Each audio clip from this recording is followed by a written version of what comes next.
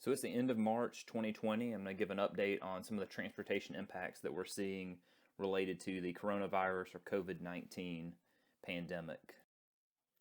So looking at just where the COVID-19 cases are today, 417,663 worldwide, including over 18,000 fatal cases, with 81,000 in China, 69,000 in Italy, 53,000 in the United States, and Spain, Germany, and Iran, the following three largest number of cases.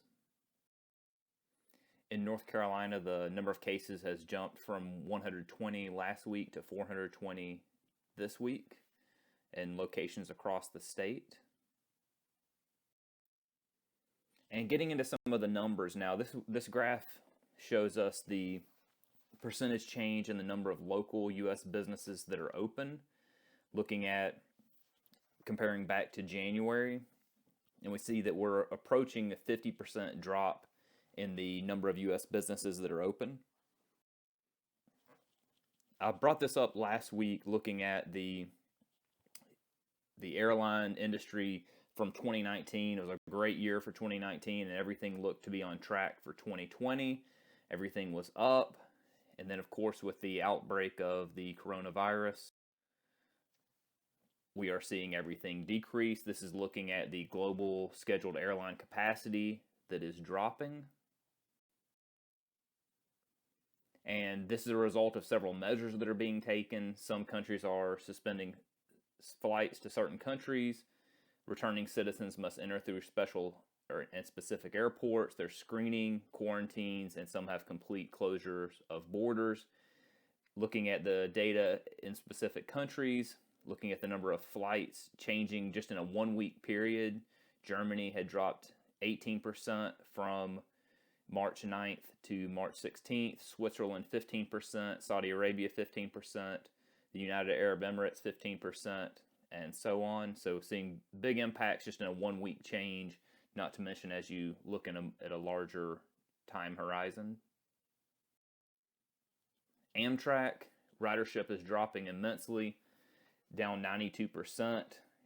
This was looking to be an improving business model for Amtrak over the past year, but this crisis is certainly driving that ridership much lower than they had planned on. Looking a little more broadly in public transit, current demand is down about 70% from normal, about same day over day, but more broadly, huge drops. I thought this was a really interesting graphic. We can look at the top row for all the cities, then there's some country information, France, Canada, the United States, and then specific agencies in various metro areas. So we'll see current time is on the left, and as you go to the right, those are older dates. So if you look at the far right of what's shown here, this is looking at the end of February. Those numbers are close to normal. So some agencies are up, a couple are down, but for the most part, they're either up or close to zero.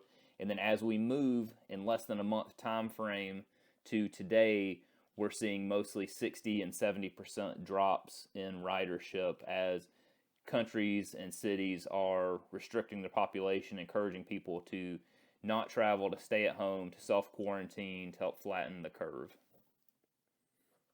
And I expect that we'll continue to see these numbers drop as time progresses until we see the spread of the virus either slow down or stop.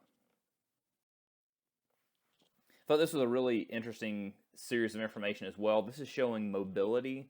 And so what this does is takes cell phone data and look at the maximum distance you travel from your home. Maybe it's expected the United States, as we see in the blue, is has a higher mobility than other countries do. And in particular, comparing it to the change over time. So we see huge drops when countries started instituting distancing rules and closing down non-essential jobs, keeping people home. We see, for instance, in green, Hong Kong, where the average mobility was about 3 kilometers per day, and then dropping precipitously the week around January 20th, January 21, drops down to close to 0 kilometers on average, picks up a little bit in more recent days, but still well below the earlier average of 3 kilometers. We see in the United States where the average was hovering around 8 kilometers and then dropping down to below 4 kilometers per day. I thought that was a really interesting way to look at how the various bans and restrictions have reduced that average distance that people are traveling tremendously. This is some data. We've seen several locations where this information is presented, but data looking at the pollutant changes. This is looking in Wuhan and China as industries shut down, as vehicles aren't being driven as much. We can see, looking back to early January, those particulate matters are dropping precipitously from early January through the end of February. Another thing to look at is maybe just the vehicle miles that are traveled.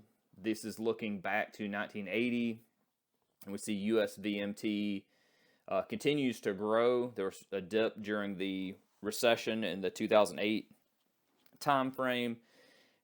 Overall VMT continued to grow, though, after that, whereas the VMT per capita, so on average, the average person, has stayed relatively steady over that time frame since the Great Recession. It's going to be really interesting to see how the restrictions that we currently have related to COVID-19 change this overall pattern. Specifically looking at North Carolina, if you look at the roadway maps, this is at 5 p.m. on a Monday, March 23rd. You can look pretty much every morning rush hour, every evening rush hour, you're seeing the same green map that most of the roads are very clear. People are teleworking who can. It's mostly only essential people that are going into work.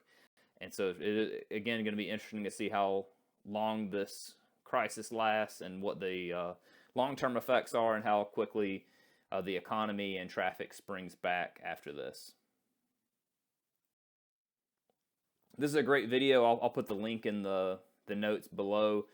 This is anecdotal information, a great film, though, with interviews from Street Films, looking at interviewing bicyclists and their reasoning for riding bikes and possibility of avoiding coronavirus. So I think it's just a good anecdote on people's experience with coronavirus. And again, if you have any interesting information, data, stories, please share them. I appreciate everyone who's sent information so far. I've included a lot of that in this presentation as we just track and see what the impacts to transportation will be as we move forward with this crisis.